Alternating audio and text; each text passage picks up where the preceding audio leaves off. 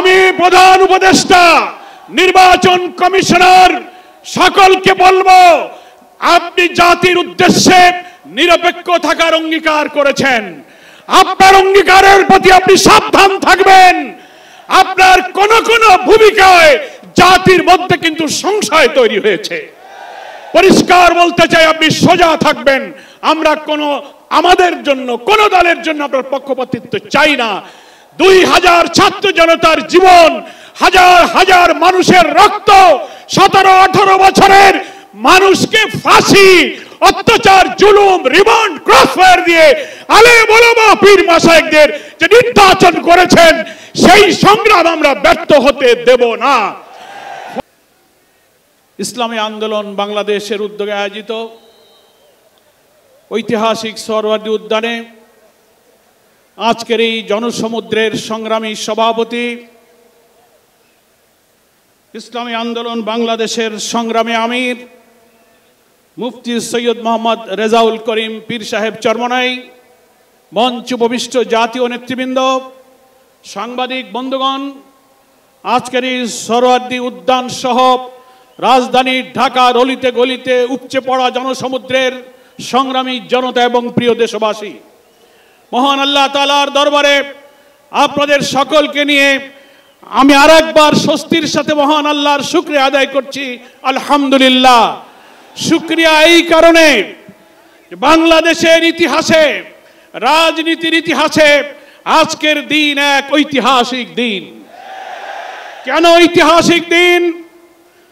মুসলিম উম্মার নেতৃত্ব দানকারী দেশপ্রেমিক সকল ইসলামী দল, ব্যক্তিত্ব, স্কলারদের মধ্যে ভিন্নমত থাকা সত্ত্বেও আজকে একটি ঐতিহাসিক ঐক্যের যে পরিবেশ এবং সম্ভাবনা দেখা দিয়েছে, সৈয়দ মোহাম্মদ রেজাউল করিমের আহ্বানে আজকের ঐতিহাসিক মঞ্চে যারা বসে আছেন, তারাই হচ্ছে এই ঐক্যের মহাকাণ্ডারী। সংগ্রামী ভাইরা আমার, আজকে এই নেতৃবৃন্দের উপস্থিতি এবং পীর সাহেবের সংগ্রামী ভূমিকায় তিনি আজকে নতুন ইতিহাসের স্রষ্টা হয়ে ইতিহাসে তার নাম স্বর্ণাক্ষরে লেখা থাকবে। সংগ্রামী দেশবাসী ভাইরা, আমি অন্তর্বর্তীকালীন সরকারের প্রধান প্রফেসর ডক্টর মোহাম্মদ ইউনূস আপনাকে বলতে চাই, আপনিও ন্যাশনাল কনসেনসাস কমিশন যেটা হয়েছে তারও আপনি চেয়ারম্যান, তার কো চেয়ারম্যান করা হয়েছে প্রফেসর ডক্টর আলী রিয়াজকে। আর নির্বাচন কমিশনের প্রধানকে আমি বলতে চাই, আজকের এই সমাবেশ থেকে, এই জনসমুদ্র থেকে এই বার্তা যদি আপনারা বুঝতে ভুল করেন, পিওর পদ্ধতি ছাড়া নির্বাচন বাংলার মানুষ গ্রহণ করবে না। আমি প্রধান উপদেষ্টা নির্বাচন কমিশনার সকলকে বলবো, আপনি জাতির উদ্দেশ্যে নিরপেক্ষ থাকার অঙ্গীকার করেছেন। আপনার অঙ্গীকারের প্রতি আপনি সাবধান থাকবেন। আপনার কোন কোন ভূমিকায় জাতির মধ্যে কিন্তু সংশয় তৈরি হয়েছে। পরিষ্কার বলতে চাই, আপনি সোজা থাকবেন। আমরা আমাদের জন্য কোন দলের জন্য আপনার পক্ষপাতিত্ব চাই না। 2000 ছাত্র জনতার জীবন, হাজার হাজার মানুষের রক্ত, 17-18 বছরের মানুষকে ফাঁসি, অত্যাচার, জুলুম, রিমান্ড, ক্রসফায়ার দিয়ে আলেম ওলামা পীর মাশায়েখদের যে নির্যাতন করেছেন, সেই সংগ্রাম আমরা ব্যর্থ হতে দেব না। ফলে আপনাকে অবশ্যই জাতির যে দাবি উচ্চকিত হয়েছে, নির্বাচনের লেভেল প্লেইং ফিল্ড আপনাকে নিশ্চিত করতে হবে। আপনি জাতির কাছে, জাতির উদ্দেশ্যে ভাষণে একটা কথা বলবেন, being a head of the government একটা কথা বলবেন, রাষ্ট্রীয় টেলিভিশনে একটা কথা বলবেন, কোন একটা দলের কাছে আলোচনায় গিয়ে সে কথা আপনি ভুলে যাবেন, এটা নিরপেক্ষতা ভঙ্গ হয়েছে। আপনাকে বলতে যে আপনি সোজা থাকুন। রাজনৈতিক সংলাপে আপনি দোষ করেননি, বৈঠক করার অধিকার সবার আছে, কিন্তু আপনি এক জায়গায় কথা বলে মত পরিবর্তন করবেন কেন? আপনাকে জাতির সামনে আসতে হবে, সকল দলের সাথে বসে আপনি বলবেন যে ভাই আমাদের এই অসুবিধা, আসুন আমরা সবাই মিলে এইটাই করি, আমরা রাজি আছি। কিন্তু আপনার এই ভূমিকায় প্রশ্ন তৈরি হয়েছে, আগামী 8-10 মাস পরে যদি নির্বাচন হয় আপনি সোজা থাকবেন কিনা, আপনাকে এই 8 মাসে নিরপেক্ষতার প্রমাণ আপনাকে দিতে হবে। আপনাকে নির্বাচনের আগে যে শর্ত, মানবতা বিরোধী গণহত্যাকারীদের বিচার অবশ্যই দ্রুত দৃশ্যমান করতে হবে।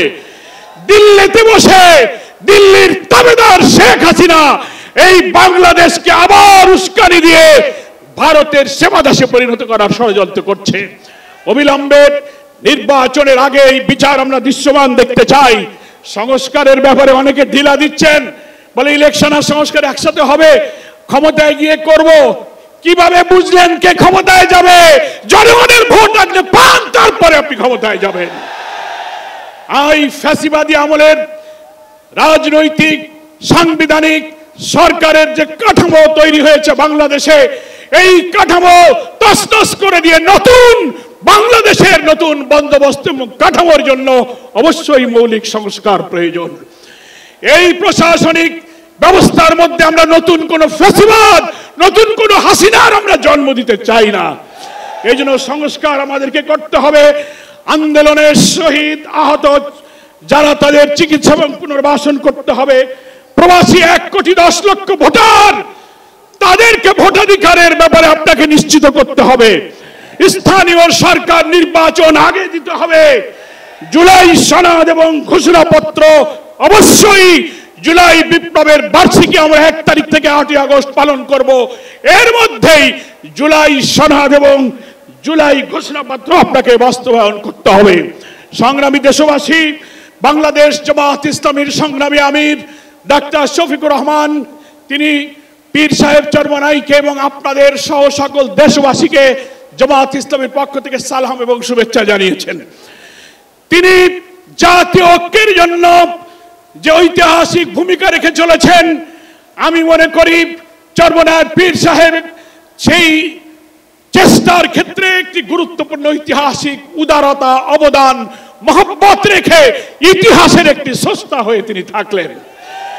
আগামী দিনে জাতীয় ঐক্যের মধ্য দিয়ে নতুন ফ্যাসিবাদের জন্মকে আমাদের ঠেকাতে হবে।